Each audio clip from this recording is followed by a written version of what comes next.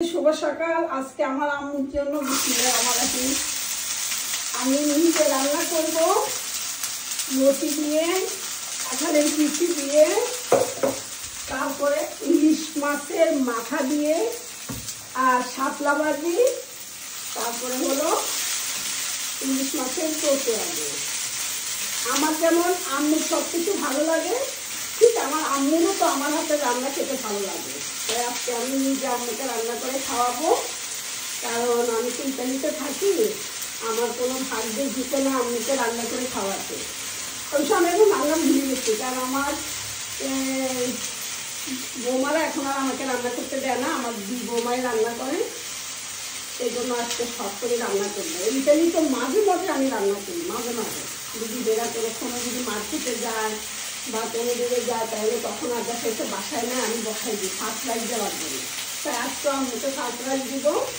এই রুটিগুলো আমি আমার শ্বশুর বাড়ির থেকে ছেড়ে নিয়ে আসছি আমার আম্মুর জন্য, কারণ আমার আম্মুর এই চিকন চিকন রুটিটা অনেক পছন্দ, কিন্তু উনি কিনা রুটি খায় না, কারণ এগুলো অপরিষ্কার জায়গা থেকে উঠে নিয়ে আসি যদি, এই জন্য বাজার থেকেও কিনে না, বাসার সামনে নিয়ে আসলে কিনে না।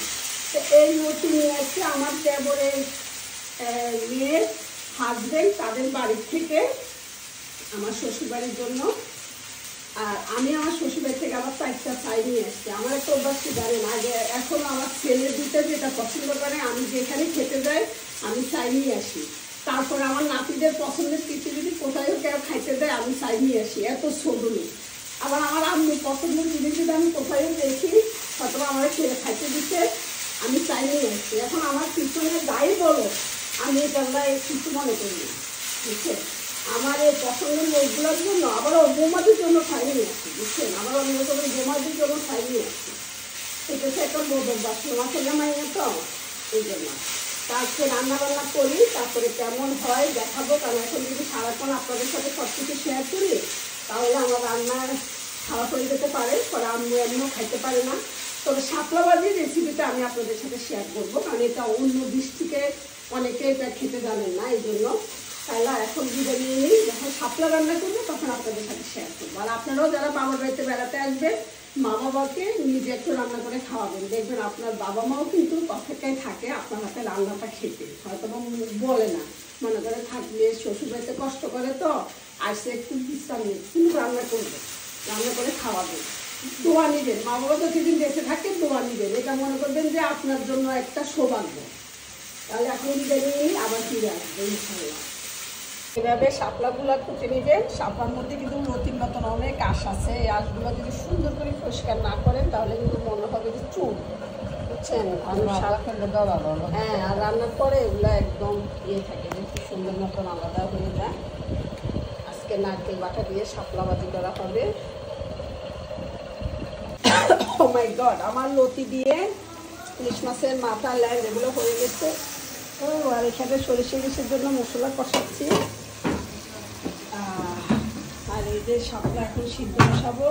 সরিষা ইলিশ আমি একদম সাদা মাদা রান্না করি, সাদা মাথা, বুঝছেন। এখন এখানে আমি একটু এটা কষা নিচ্ছি। আমি আজকে ভাজি করি নাই, কারণ ফ্রেশ মাছ তো। এখন এখানে সরিষা বাটা দিয়ে দিব, বিসমিল্লাহির রহমানির রহিম। তারপরে একটু পানি দিয়ে দিব, তারপরে আজকে আমার আম্মুর পছন্দে এখানে একটু রং পানি দিয়ে দিচ্ছি, বাস।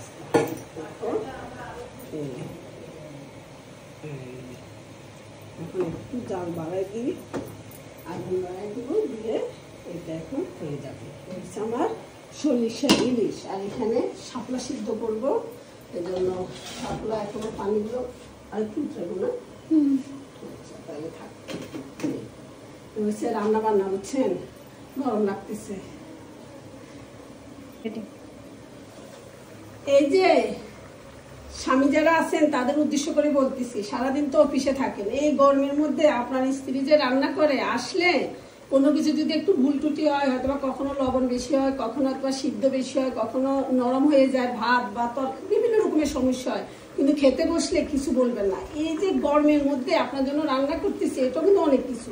আপনি একটাকে যদি চিন্তা করে দেখেন, আপনার ইলেকট্রিসিটি যখন চলে যায়, আপনি 5 মিনিট গরমে অস্থির হয়ে যান। সেই গরমের জন্য চার্জার ফ্যান, তারপর আইপিএস, কত কিছু আছে, আবার ছোট ফ্যান মাথার কাছে দিয়ে আগে রাখে। আর আপনার স্ত্রী কিন্তু গরমের মধ্যে আপনার জন্য রান্না করতেছে এবং কি আপনার সংসারের সব কাজও করতেছে। হয়তো অনেকে বলবেন হেল্পিং হ্যান্ড আছে, হেল্পিং হ্যান্ড দ্বারা তো একটা সংসারের সব কাজ হয় না, বুঝছে? কারণ এই যে যারা রান্না করে তারাই শুধু বুঝে। তাই ভুল ত্রুটি হলে তারপরে হাসি মুখে খেয়ে নেবেন, আর একটু বাসায় আসলে খোঁজখবর নেবেন, একটু জিজ্ঞেস করবেন সারাদিন তোমার কেমন কাটছে, কেমন গেছে।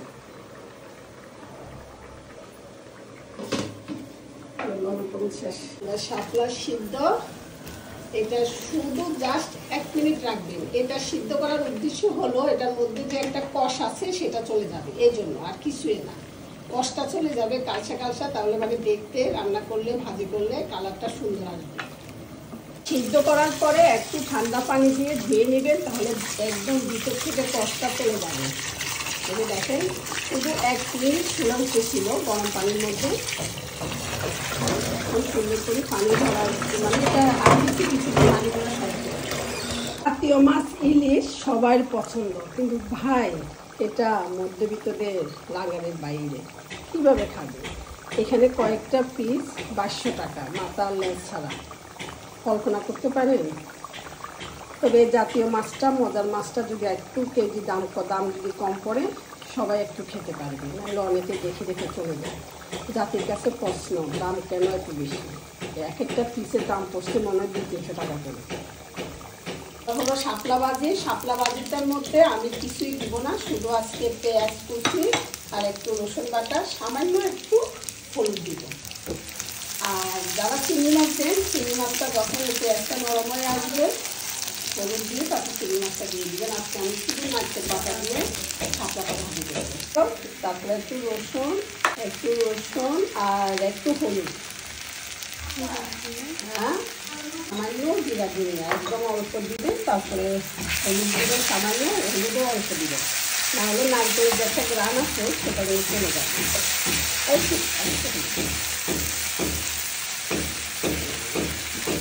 তারপরে হচ্ছে নারকেল বাটা,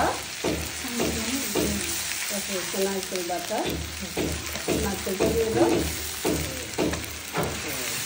এটা হচ্ছে নারকেলের গ্রাম থাকার জন্য আমি অন্য সব মশলা কম দিচ্ছি। একটু কষাতে হবে নারকেলের গ্রামটা দিয়ে খাওয়ার জন্য। তারপরে শাপলা দিয়ে দাও, শাপলা দিয়ে দিলাম, পানি দেওয়া যাবে না। নারকেল কষানোর পরে সিদ্ধ করা শাপলাটা দিয়ে দিচ্ছি। এরপরে শাপলাটার ভিতরে নারকেল, লবণ, মরিচ সব কিছু দিবেন। মরিচ দিলেন, মরিচ শুকনো মরিচ পরে দিবেন। এভাবে আপনারা যারা শাপলা নতুন সংসার করতেন, যে শাপলা ভাজি খাওয়ার ইচ্ছে কীভাবে খাবেন জানেন না, সেটা হচ্ছে একদম সহজভাবে। এটা রান্নাও করা যায় ইলিশ মাছ দিয়ে, বড় বড় চিংড়ি মাছ দিয়ে। তারপরে এবার আমি শুকনো মরিচ টালা দিয়ে দিচ্ছি। আপনারা যদি মনে করেন যে শুকনো মরিচ অনেকের গ্যাস্ট্রিকের জন্য, পেটের জন্য সমস্যা হয়, তাহলে আপনি কাঁচামরিচ দিয়ে করতে পারেন। তবে এটা শুকনো মরিচ বেশি মজা, একটা গ্রাম বের হয়। আমি আগে এখানে তেলে রাখছি, এখন শুধু কুচি কুচি করে দিয়ে দিচ্ছি। ঝালটা আপনারা আপনাদের পরিমাণ মতো দিবেন। আজকে ভিডিওটা হলো আমার নতুন সংসার যারা করবেন সেসব মামুনিদের জন্য। এটা হচ্ছে সহজ, একদম সহজভাবে আমি সহজ যে সব রান্না সেগুলো দেখাচ্ছি। এখন সুন্দর মতন নেড়ে ছেড়ে ঢাকনা দিয়ে রেখে দেবো, তাহলে শাপলার ভিতরে মরিচ, লবণ, নারিকেল সব কিছু ভিতরে যাবে। এই হয়ে গেছে আমাদের আজকের রান্না, শাপলা ভাজি। এই যে দেখেন, ওয়াও কি সুন্দর নারকেল বাটা গ্রান বের হয়েছে। আপনাদেরকে কীভাবে যে, মোবাইলে তো আর গ্রান পাবেন না, শুধু একটু চেহারা দেখে অনুভব করে নেন। এটা হয়েছে নারকেল দিয়ে শাপলা ভাজি।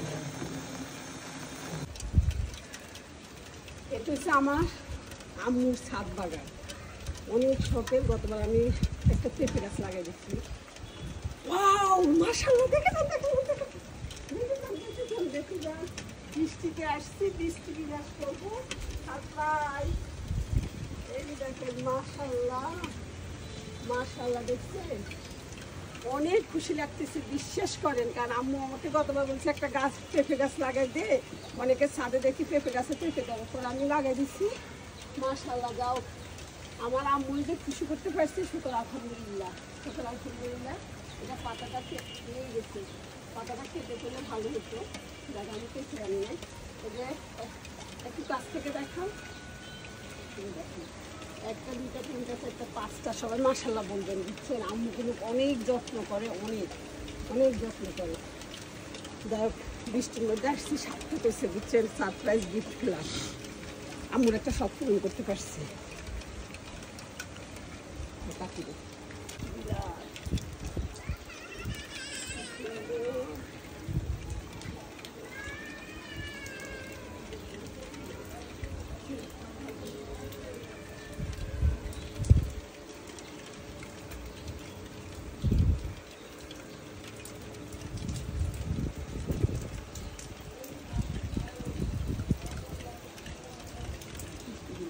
আপনারা কে কে বৃষ্টি পছন্দ করেন? আমি অনেক পছন্দ করি বৃষ্টি, পাখিদের।